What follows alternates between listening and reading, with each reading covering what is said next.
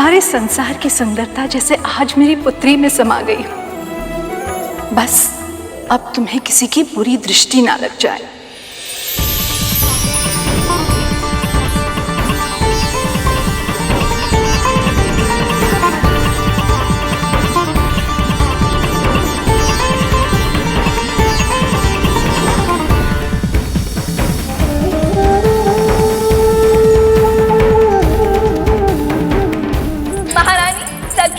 बारात आ गई, बारात आ गई सखी।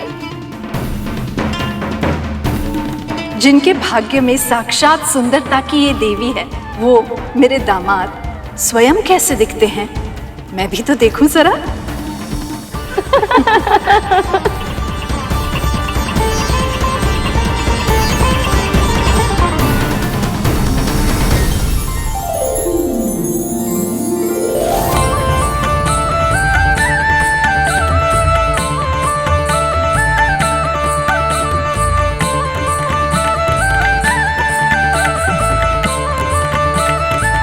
आइए आइए महारानी, मैं आपकी ही प्रतीक्षा कर रहा था।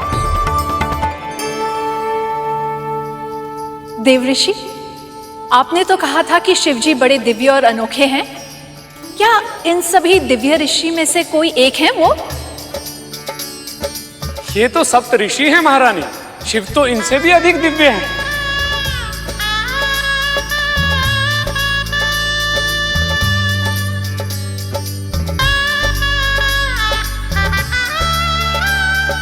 क्या वो है शिवजी? नहीं नहीं महारानी, ये तो संसार के संचालक प्रभु श्री नारायण हैं। मेरे प्रभु नारायण नारायण।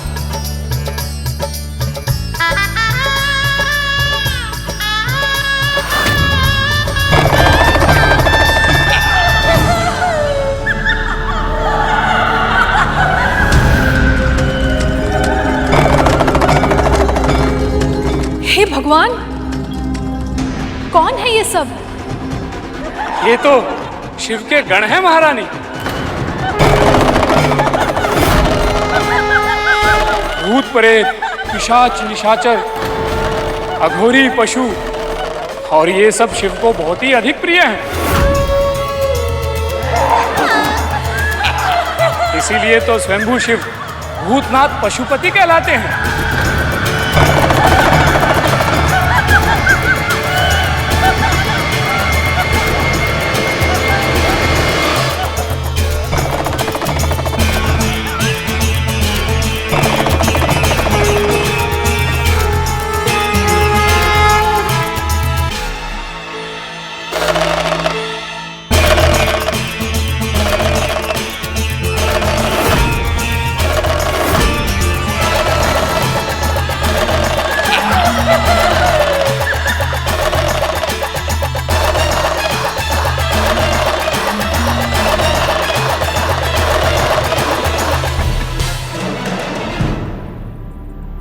नारायण नारायण।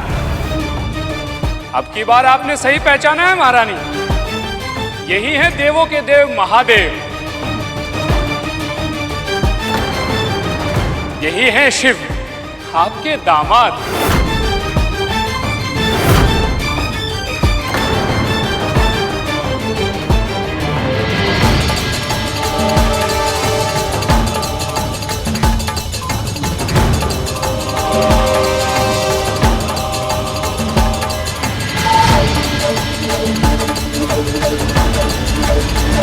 महारानी,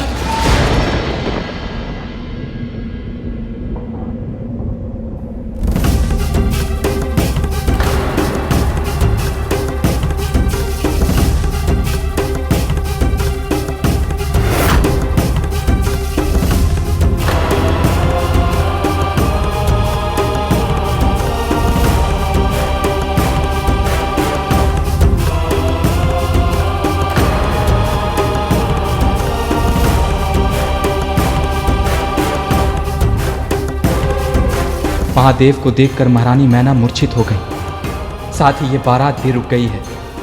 हे प्रभु, अब क्या होगा?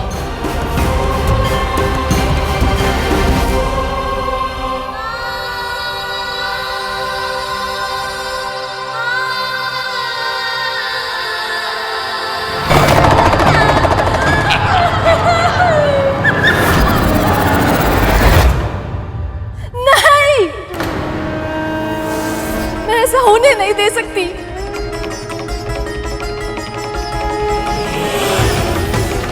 पार्वती, तुम और शिव जी एक दूसरे से बिल्कुल अलग हो। उनका रहन सहन, जीने का ढंग, उनका स्वभाव, सब कुछ तुमसे भिन्न है पुत्री। मैंने महारानी के मन में संशय तो उत्पन्न कर दिया, किंतु कहीं ये शंका इस विवाह में विघ्न का कारण ना बन जाए। विवाह के बाद ऐसे ससुराल में तुम्हारे लिए रह पाना संभव कैसे हो पाएगा? ऐसे व्यक्ति के साथ तुम कैसे सुखी रह पाओगी पुत्री? नहीं नहीं, मैंने जो देखा है मैं उसे नहीं भुला सकती। मैं ये विवाह नहीं होने दे सकती। माँ, माँ, माँ, मैं आपकी चिंता समझती हूँ, पर मेरे लिए शिव और उनका हर रूप सच्चा है, सुंदर है, वो बहुत पवित्र है माँ, बहुत दूर है दिखावे से। आप जानते हैं ऐश्वर्य और वैभव उनके दास हैं, पर फिर भी साधारण जीवन जीते हैं। वो अपनी सारी इच्छाएं त्याग चुके हैं, अपनी इंद्रियों पर विजय प्राप्त कर चुके हैं। उनकी जीवन संगिनी बनकर जीवन के पथ पर उनके साथ चलना मेरे लिए सौभाग्य की बात होगी माँ। ये तुम क्या कह रही हो पार्वती? मेरी बात को समझ क्यों नहीं रही हो? आप ही समझाइए ना इसे। यदि ना समझे ना तो कुछ भी करके किसी भी तरीके से इस विवाह को रोक दीजिए। पर मैं शिव से प्रेम करती हूँ माँ।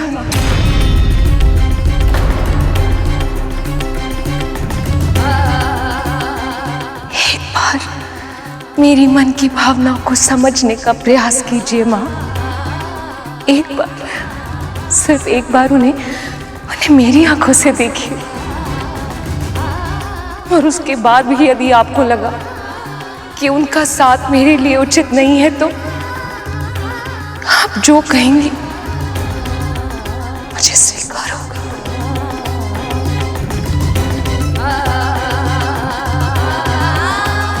हे महादेव, मेरी माँ आपके स्वरूप के दर्शन करने में असमर्थ है, इसीलिए मेरी विनती स्वीकार कीजिए।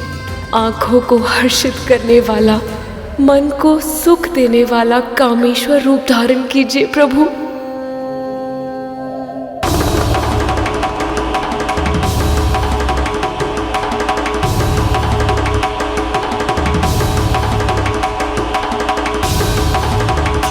अब कौन सी नई करवट ले रहा है संसार का भाग्य?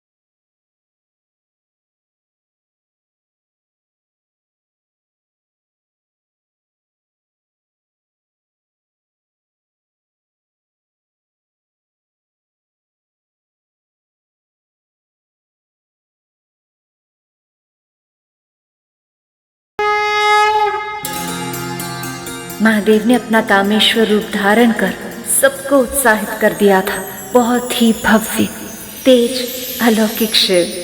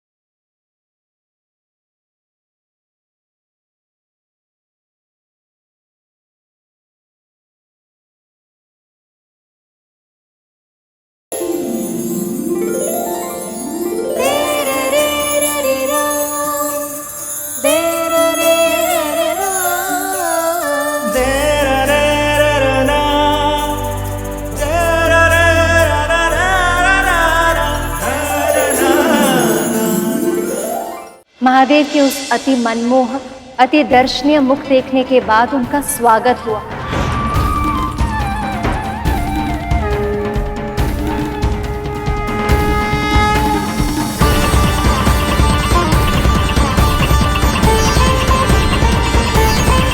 महाराज हिमवंत और महारानी मैना, इन दोनों ने उनके चरण पखारे।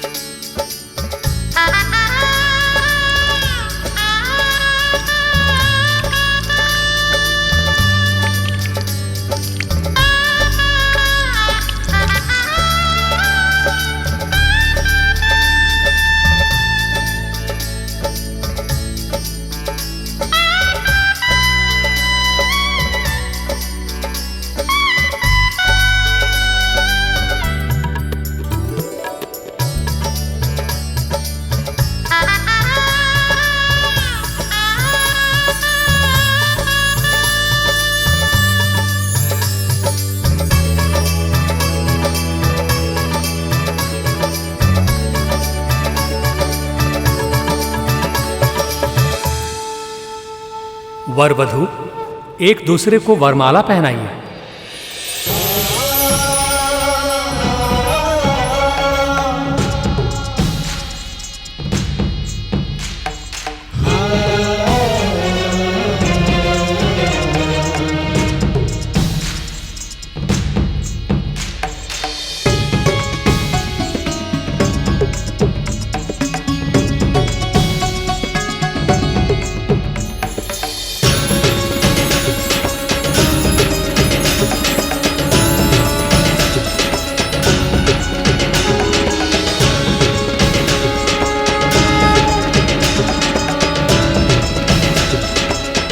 मैं हर पल इस ही क्षण की प्रतीक्षा में व्याकुल रहती थी प्रभु। मैं भी बड़ी आतुरता से इस क्षण की प्रतीक्षा कर रहा था प्रिय। आप ही मेरी शक्ति है, आपके बिना मैं अपूर्ण था। देवी पार्वती और महादेव ने अग्नि के सामने फेरे लिए और एक दूसरे को जयमाला पहनाई। इस प्रकार उनका विवाह संपन्न हुआ और दसों दिशाओं में प्रसन्नता छा गई।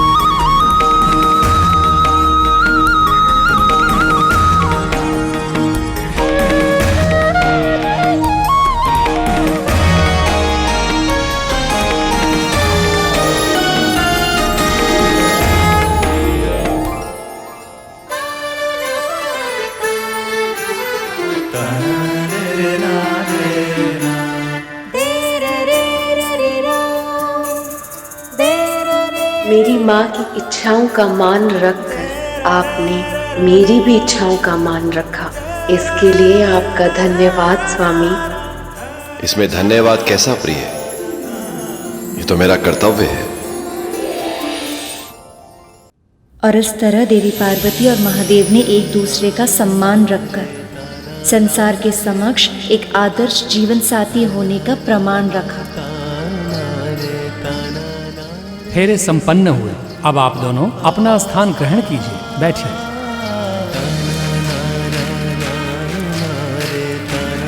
कन्यादान के लिए वधू के माता पिता आगे आए।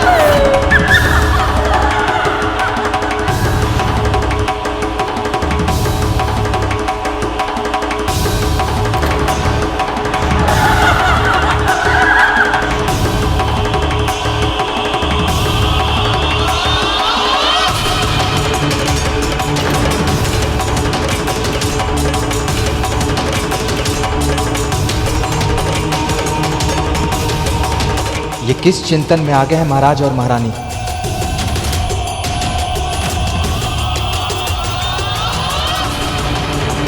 महारानी मैना और महाराज हिमवंत पुनः हिचक रहे थे प्रभु। किंतु महादेव से अधिक संपन्न तो तीनों लोकों में कोई नहीं है। तीनों लोकों के स्वामी वो स्वयं ही तो है। और अब तो ये बात वो दोनों भी जानते थे, फिर किस कारण चिंतित थे वो प्रभु? ये सब महर्षि नारद की करनी का परिणाम था मूषक जी। पर प्रभु, वैसे तो महादेव और देवी पार्वती के विवाह में अड़चन उत्पन्न हो गई, परंतु इस शंका के कारण महाराज हिमवंत और महारानी मैना ने विवाह रोक दिया। तो ये क्या हो गया मुझसे? एक अनर्थ रोकने की चाह में मैंने एक नई अड़चन को उत्पन्न कर दिया। हिमालय पर्वत की रक्षा करने हेतु महाराज तथा महारानी के मन में महादेव के लिए शंका तो उत्पन्न कर दी महर्षि नारद ने, पर उन्होंने ये सोचा ही नहीं कि शंका उत्पन्न तो शीघ्र हो जाती है, किंतु उस शंका से मुक्त होने में हृदय को बहुत समय लग जाता है।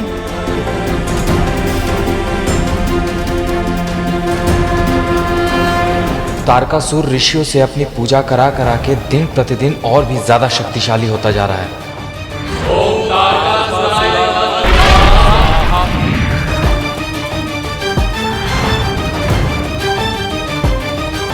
यदि इस विवाह में और विलंब हुआ तो तारकासुर खुद को इतना शक्तिशाली बना लेगा कि उसे रोकना असंभव हो जाएगा।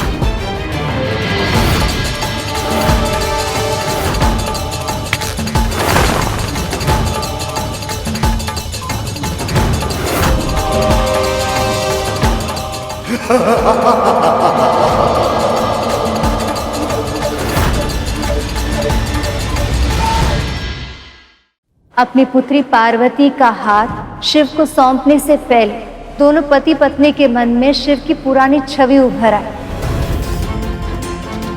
पर उस कामेश्वर रूप का दर्शन करके दोनों ने अपने मन को शांत किया और फिर संशय के साथ कन्यादान किया।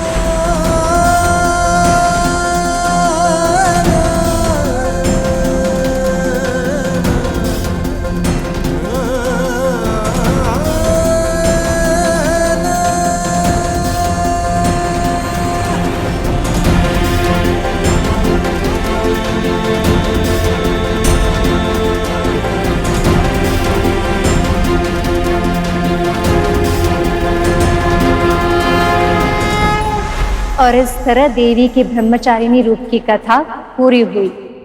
पार्वती को तपस्या के प्रभाव से महादेव मिले और उनका विवाह हुआ। देवी ब्रह्मचारिणी की पूजा करने वाले भक्त जीवन में सुख का आनंद लेते हैं और फिर मोक्ष को प्राप्त होते हैं।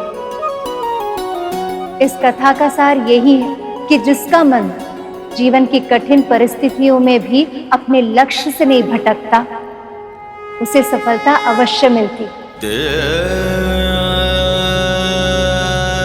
ये कथा सुनकर मेरे मन में ये विश्वास जागृत हो गया है कि हमारा पुत्र भी अवश्य ही लौट आएगा, और वो भी अतिशीघ्र।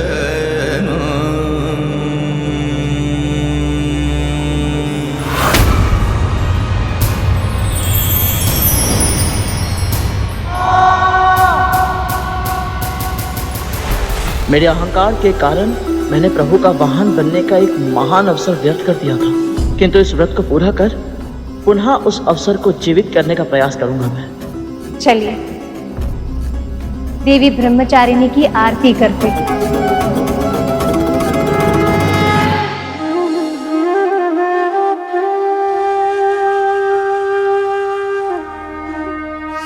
अपने संकल्प पर अडिग रहकर तुमने दूसरे दिन का व्रत भी पूरा कर लिया है।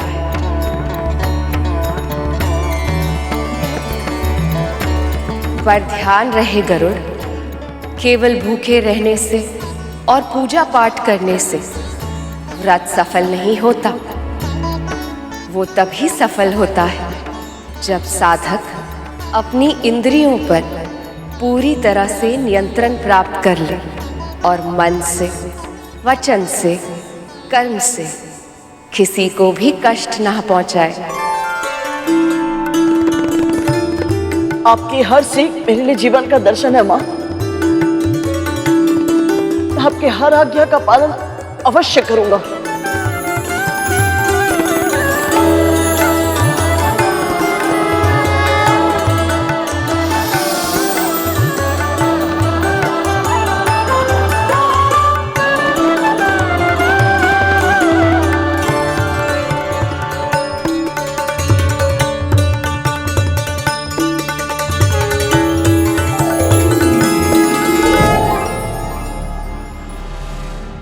क्या हुआ श्रीमान? भाभी जी, आप दोनों क्या सोच रहे हैं? पता नहीं क्यों आज बहुत दिनों बाद मन में फिर एक आशा की किरण जाग उठी है भैया जी।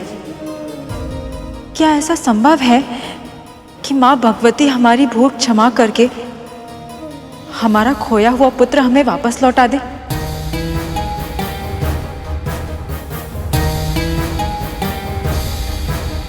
पता था हमको।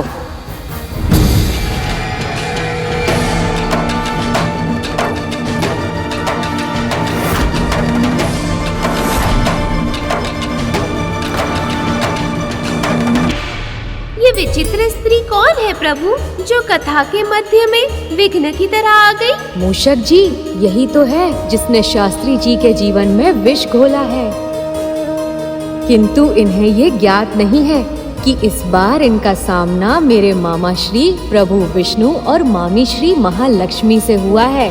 अब क्या करेगी ये और क्या करेंगे मामा श्री, ये देखने में बहुत आनंद आएगा। दीदी, दीदी आप, दीदी प्रणाम। खुश रहो। कितने बरस हो गए पर आप दोनों से भूले नहीं ना अभी तक।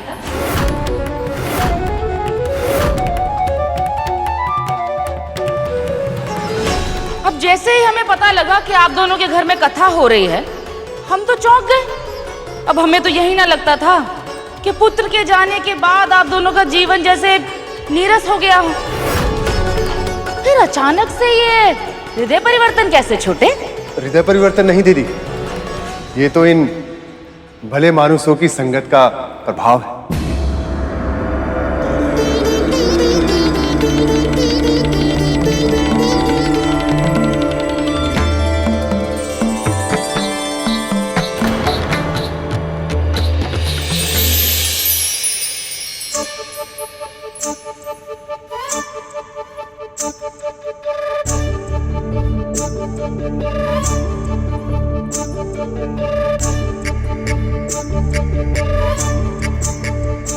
अरे प्रभु, ये स्त्री तो विचित्र ही है। अब ये ऐसे क्या विचित्र संकेत कर रही है? वो मामी श्री को उनके पांव छूने का संकेत कर रही है। क्या उनके पांव, जिनके समक्ष समस्त संसार नतमस्तक होता है? विनाश काले विपरीत बुद्धि। अरे शिष्टाचार नहीं है क्या? चरण छूइए बहू।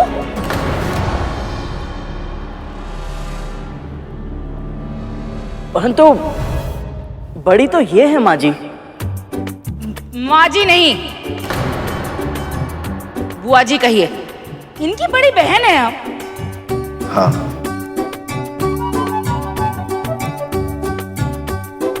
बड़ी तो ये लग नहीं रही है।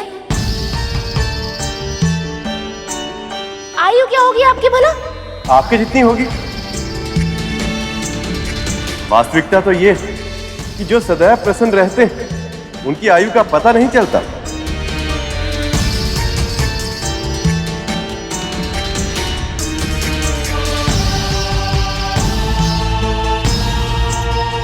वैसे आप कौन हैं? अब पहचानेंगे कैसे? परिचय तो दिए नहीं ना आप।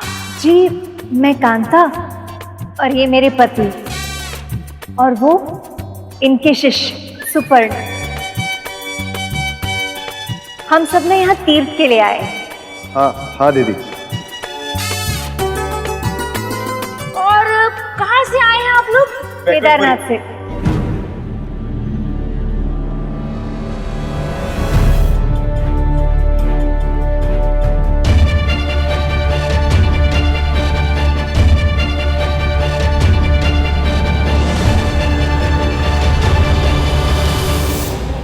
प्रभु, माता लक्ष्मी और प्रभु विष्णु तो फंस गए।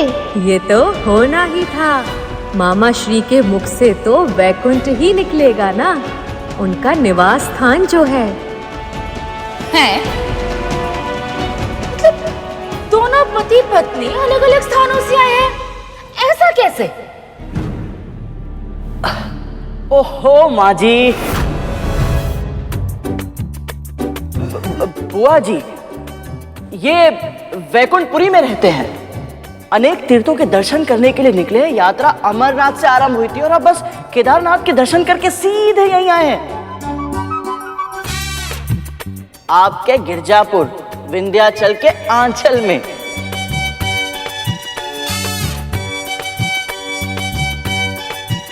इनका तीर्थ यात्रा करना उचित भी है, आयु जो हो गई है। किंतु आप तो युवक हैं, आप इनके साथ क्यों भटक रहे हैं? अरे विवाह कीजिए, घर गृहस्थी बसाइए। आप सही कह रही है बुआ जी, परंतु मैं अपना पूरा जीवन हरि की भक्ति में समर्पित करना चाहता हूँ।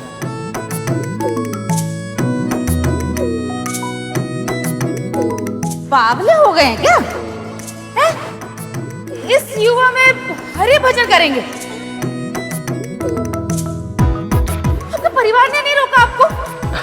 नहीं नहीं, मेरी माँ ही मुझे हरि भक्ति की प्रेरणा देती है। बड़ी विचित्र है आपकी माँ, लगता है उन्हें आपसे स्नेह नहीं है।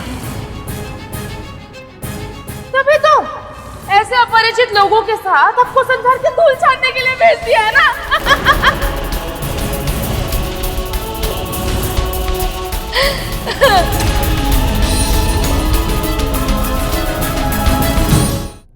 दीदी, आप भी आते ही क्या प्रश्नोत्तर में लग गई? अभी अभी घर में इतनी अच्छी कथा संपन्न हुई है। आप प्रणाम कीजिए और भोग ग्रहण कीजिए। ये बहन जी इतना अच्छा भोग बनाती हैं जैसे अमृत हो। मैं अभी भोग ले आई।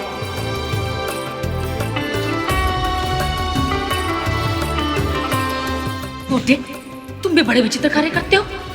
पहले पुत्र को घर से निकालने से पहले नहीं सोचा, और अब अपरिचितों को घर के भीतर लाने से पहले। अरे ऐसे ही अतिथि बनकर आते हैं और फिर घर वालों को बाहर निकाल के घर पर नियंत्रण कर लेते हैं।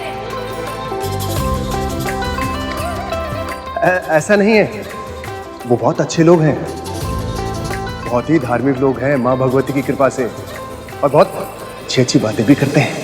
वही तो कह रही हूँ मैं, जो अधिक अच्छी अधिक मीठी बातें करते हैं, वही नींद में आपका सब कुछ लूट कर ले जाए तो क्या कीजिएगा भला?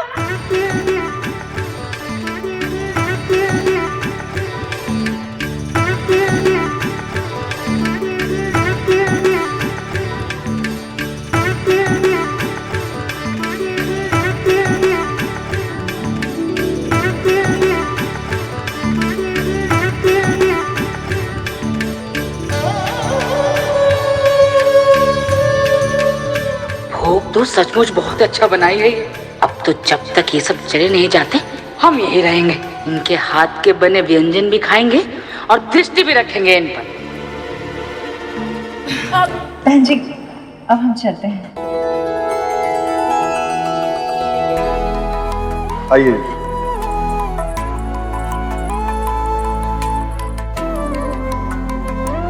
माँ, प्रभु, बुआ जी तो बहुत ही नकारात्मक बातें करती है। यदि ये कथा में आई तो इनके विष से कोई ना कोई विघ्न अवश्य पड़ेगा, और कथा का वातावरण भी दूषित हो जाएगा। यही तो तुम्हारे संकल्प की परीक्षा है गुरु। इस संसार में व्रत करना इसलिए इतना कठिन है क्योंकि यहाँ तरह तरह के व्यक्ति होते हैं और वो तरह तरह की कठिनाई उत्पन्न करते हैं। जितने व्यक्ति किसी अच्छे कार्य में साथ देते हैं, उससे कई अधिक व्यक्ति उसमें बाधा उत्पन्न करते हैं। इसलिए गुरु, तुम्हें तुम्हारी संकल्प शक्ति को दृढ़ करना होगा और सारी चुनौतियों को पार करके अपनी लक्ष्य को प्राप्त करना होगा।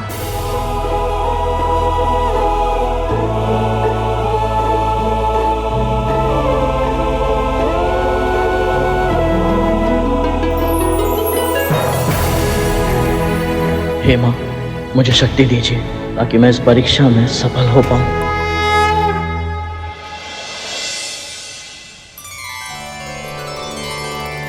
जय माँ भगवती, जय माँ विंध्यवासिनी, जय माँ भगवती। वो बुआ जी नहीं आई आज? जी, वो कल की कथा के बाद तनिक थक गई थी, तो आज विश्राम कर रही थी। हम आज की कथा प्रारंभ करें माँ भगवती की कृपा से। तो अब वो नहीं आएंगी। चलो बला टली। वैसे आज प्रभु विष्णु और माता लक्ष्मी कौन सी कथा सुनाने वाले हैं प्रभु? वही जिनके आगमन से जीवन में अलौकिक ऊर्जा का अनुभव होता है।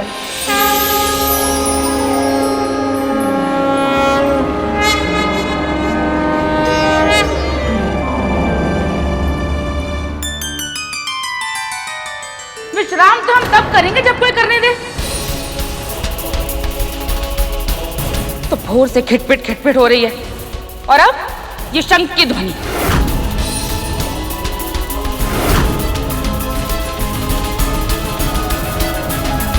प्रभु, बुआ जी को तो किसी भी वस्तु या व्यक्ति से प्रसन्नता ही नहीं, ऊपर से किसी को भी अपमानित करने का कोई अवसर नहीं छोड़ती। सत्य कहा मूषक जी आपने। हम लोगों से या स्थान से पीछा छुड़ा सकते हैं, किंतु अपने कर्मों से नहीं। बुआ जी को भी उनके कर्मों का फल अवश्य मिलेगा। कीजिए, आराम कीजिए। अब उपवास तो हम रख नहीं पाएंगे, तो कथा अवश्य सुनेंगे। जी।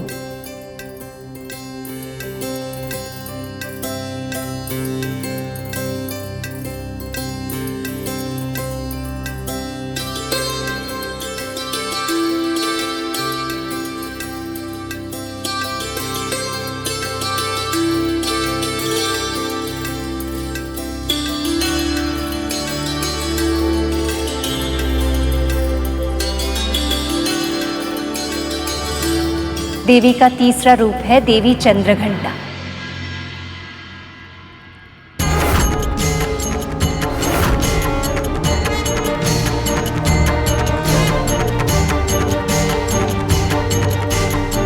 नवरात्रि के तीसरे दिन इनकी पूजा की जाती है।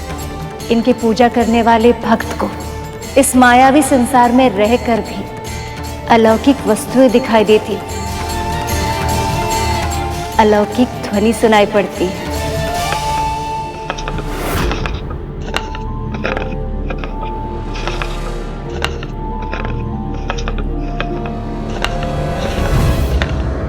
माँ, श्री माता के इस रूप की उत्पत्ति कैसे हुई थी माँ? सब प्रसन्नता से झूम रहे थे, आने वाले सुखद भविष्य की कल्पना से सब आनंदित थे। पर एक व्यक्ति ऐसा भी था जो महादेव और देवी पार्वती के इस विवाह से प्रसन्न नहीं, क्रोधित था।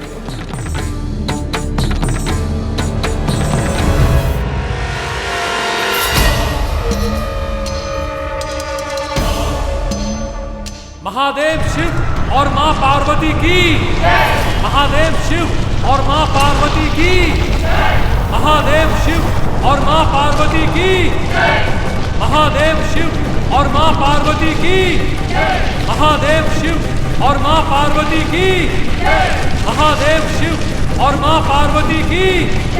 ये कैसी ध्वनि है? ये हो क्या रहा है? असुरराज, जो कन्या शिव की तपस्या कर रही थी उसने तपस्या पूरी कर ली असुरराज, और शिव ने भी उसके साथ विवाह कर लिया। ये हमारे लिए संकट का संकेत है असुरराज। आज विवाह हो गया है, कल पुत्र भी हो सकता है। नहीं होगा, मैं होना ही नहीं दूंगा। भले ही उन दोनों का विवाह हो गया हो, परंतु उनका मिलन अधूरा ही रहेगा।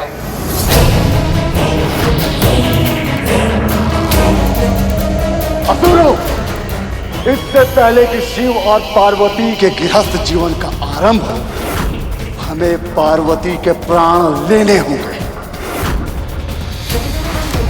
उसके आंखों की जीवन ज्योति बुझानी होगी।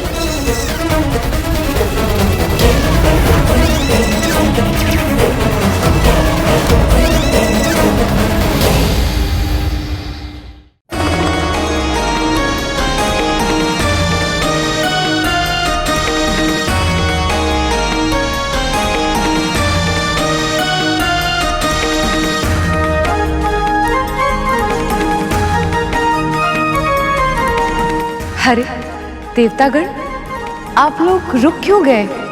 भीतर चलिए ना। माँ, आप दोनों थक गए होंगे, हम सब फिर आएंगे आपके दर्शन करने।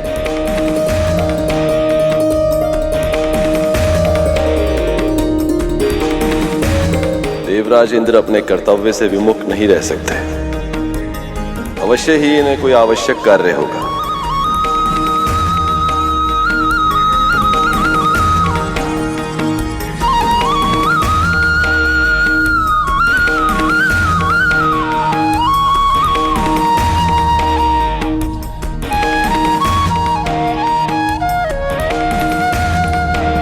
अरे माँ, आपके प्रवेश से पहले हमें तैयारी करनी होगी।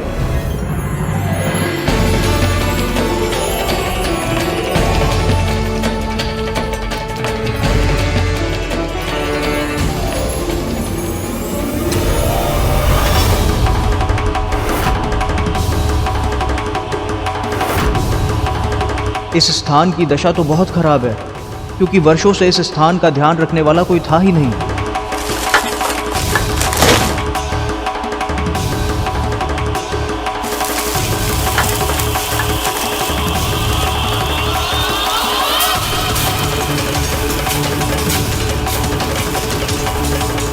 अरे माँ की आरती।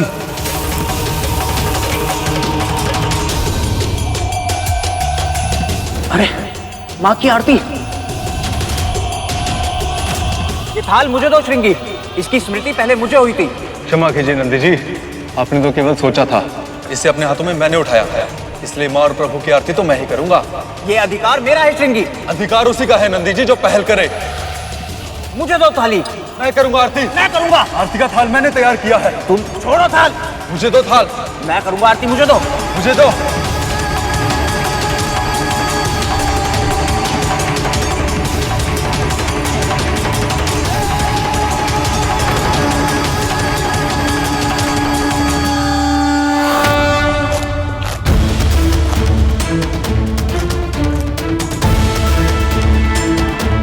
बस करो।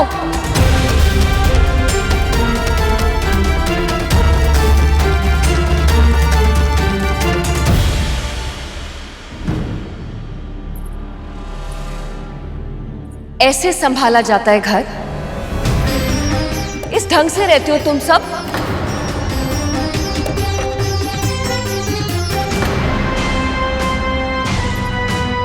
ये क्या है? बिना पका हुआ भोजन खाना अच्छा नहीं होता, पता है ना?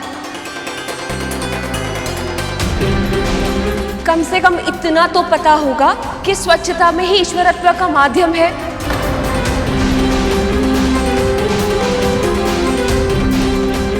देवी,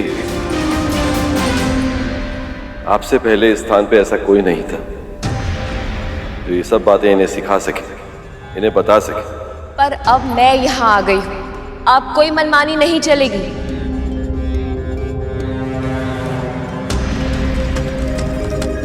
अब मैं कुछ नियम बनाऊं और उन नियमों का सभी को पालन करना होगा, समझ गए? आपको भी।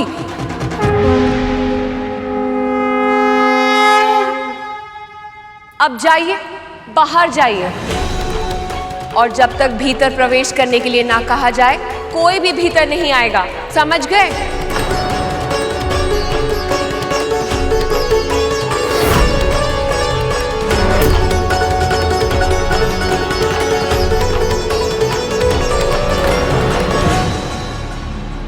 अरे जाइए।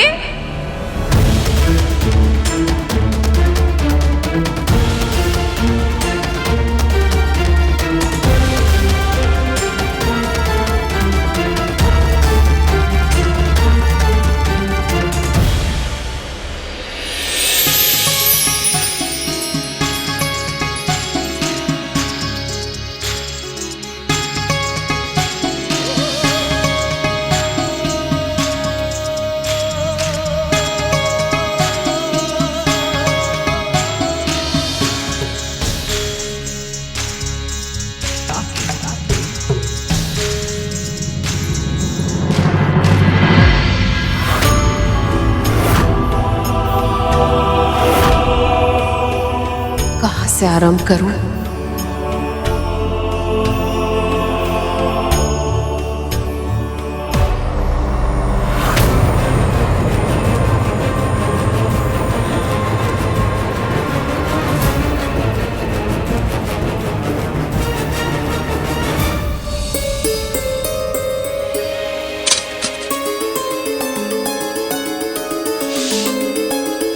घर केवल दीवारों और छत से घिरा कोई स्पंदहीन स्थान नहीं होता। परस्पर प्रेम के माध्यम से एक दूसरे के जीवन को और भी अधिक श्रेष्ठ बनाने का आधारशिला होता है घर। और घर की महिमा होती है स्त्री से। वही घर का प्राण होती है, वही जीवन का आधार होती है। नियमों की दीवारों में बांधकर वो निवासियों को महत्व सिखाती है। देवी पार्वती भी इस समय वही कर रही थी।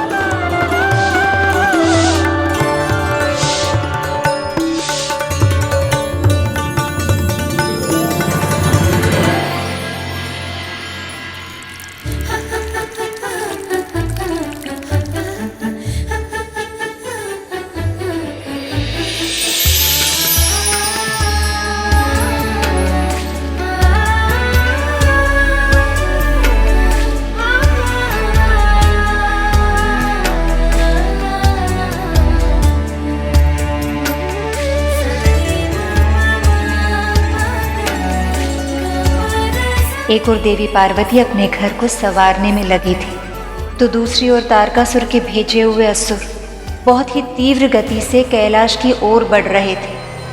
चलो असुरों, वो स्त्री जिससे महादेव ने विवाह किया है वो कैलाश में ही होगी।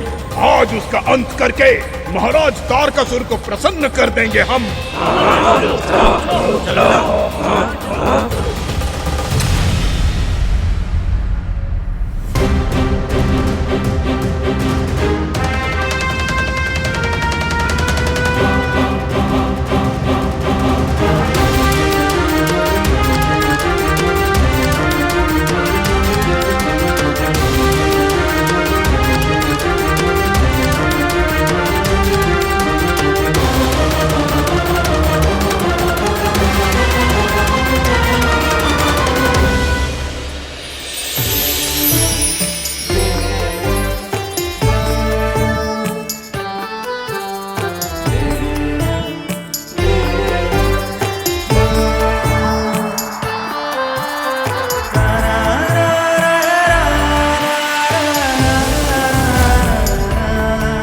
कितनी अच्छी खुशबू आ रही है।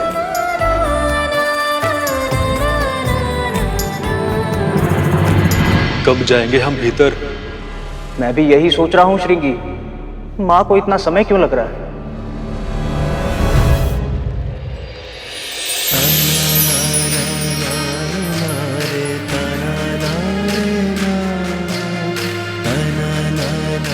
प्रभु आप? इतनी पवित्र सुगंध, जैसे हवन किया हो।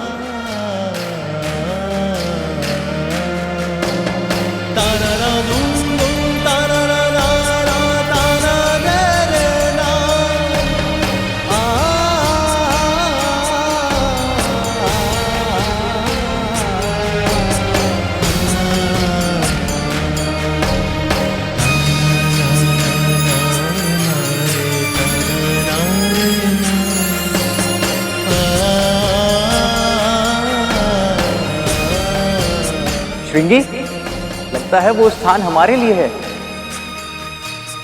वो देखो, हमारे वाद्य यंत्र। अवश्य ही वो स्थान हम सबके लिए ही है। प्रभु, आज से पहले केवल ये पर्वत था, किंतु अब ये घर लग रहा है। ये तो होना ही था नंदी। इस स्थान को घर बनाने वाली जो आ गई, इस घर की स्वामिनी जो आ गई। बस बस बस,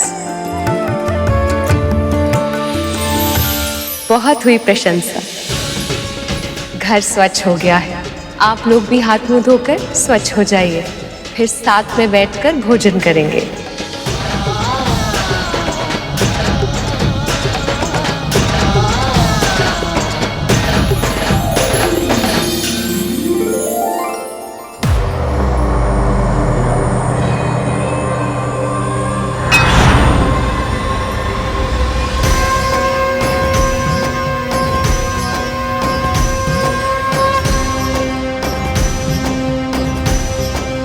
ये भोग स्वीकार कीजिए स्वामी।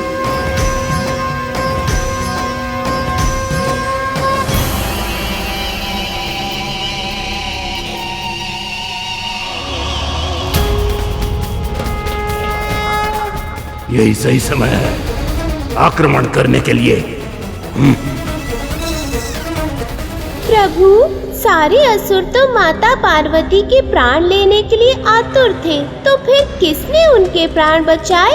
आगे क्या हुआ बताइए ना। मूषक जी, उन्हें कोई क्या बचाएगा जिनके होने से इस निर्जीव संसार में जीवन आया। जो शिव की शक्ति है, उन्हें कोई कैसे हानि पहुंचा सकता था?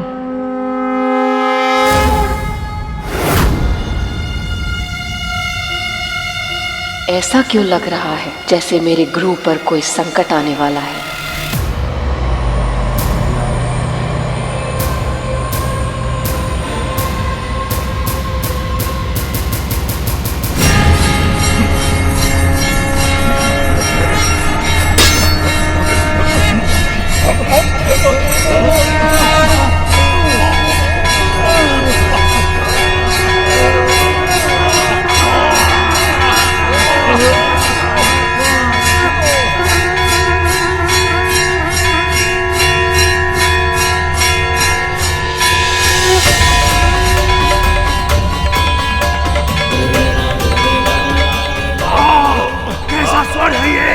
कोई रोको इसे।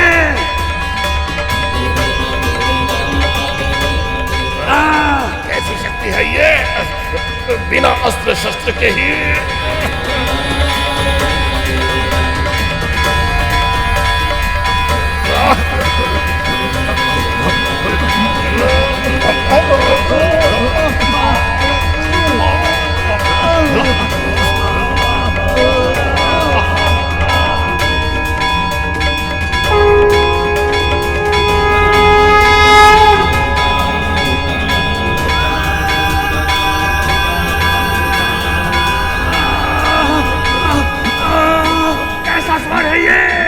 कोई रोको इसे।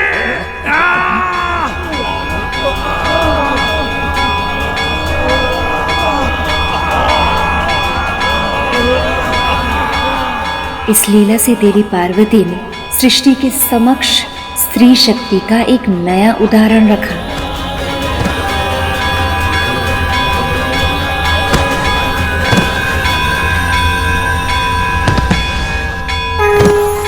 देवी पार्वती का ये रूप इस बात का चिन्ह है कि जो भी स्त्री प्रतिदिन संध्या आरती के पश्चात अपने निवास स्थान पे घंटा बजाएगी, उसके घर से दुख, रोग और समस्त बुरी शक्तियां दूर हो जाएंगी।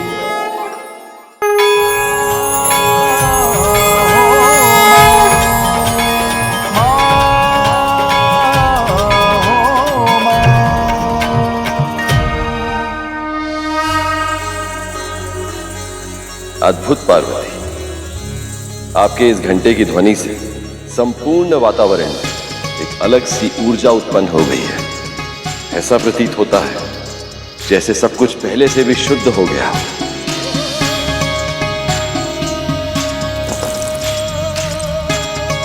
जो स्त्रियां सुबह और संध्या के समय ऐसे ही घर स्वच्छ करके भोग लगाकर घंटा बजाएंगी, उनके घर बुराई कभी प्रवेश नहीं करेगी।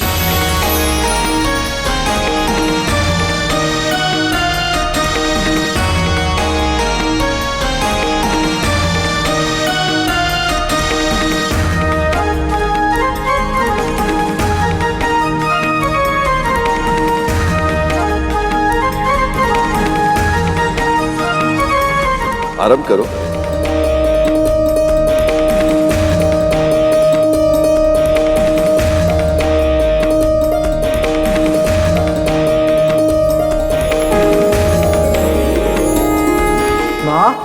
इससे अधिक उत्तम भोजन तो हमने आज तक कभी नहीं खाया। हाँ माँ, आज पोषण हमारे तन को नहीं, हमारी आत्माओं को मिल रहा है। और इस प्रकार से माँ के इस रूप को जो नाम मिला है वो है चंद्रघंटा। श्री माता का ये रूप परम कल्याणकारी और शांतिदायक है। इनका ध्यान करने वाले साधक को पृथ्वी लोक में सुख और परलोक में सद्गति प्राप्त होती है। जिस प्रकार देवी पार्वती ने अपने घर को सजाया था, संवारा था, वैसे ही अपने घर का ध्यान रखना हर स्त्री का दायित्व है। जो स्त्री नित्य कर्मों के साथ साथ विशेष अवसरों पर किए जाने वाले विशेष कर्मों के साथ अपने परिवार का ध्यान रखती है, उस स्त्री के घर में सुख और समृद्धि का वास होता है। पर जो स्त्री अपने घर का त्याग करती है, अपने दायित्व से उदासीन होकर दूसरों के घर में ताक झाक करे, अपने वचनों और कर्मों से नकारात्मकता फैलाती है, वो स्त्री न केवल अपने लिए बल्कि अपने पूरे परिवार के लिए अनिष्ट का आमंत्रण देती है।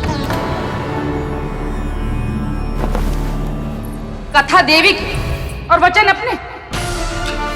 आप क्या कहना चाह रही हैं मैं अच्छे से समझती हूँ।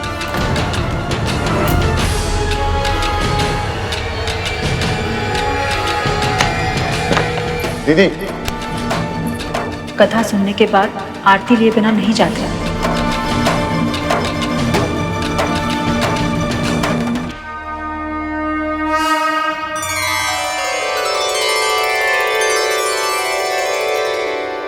मैं आप सभी से प्रसन्न हूं।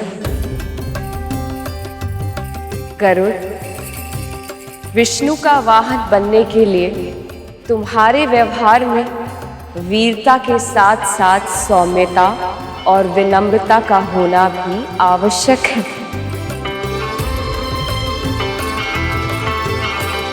मैं तुम्हें वरदान देती हूँ, इन सभी गुणों का तुम में समावेश हो। आपका बहुत बहुत आभार। धन्यवाद माँ।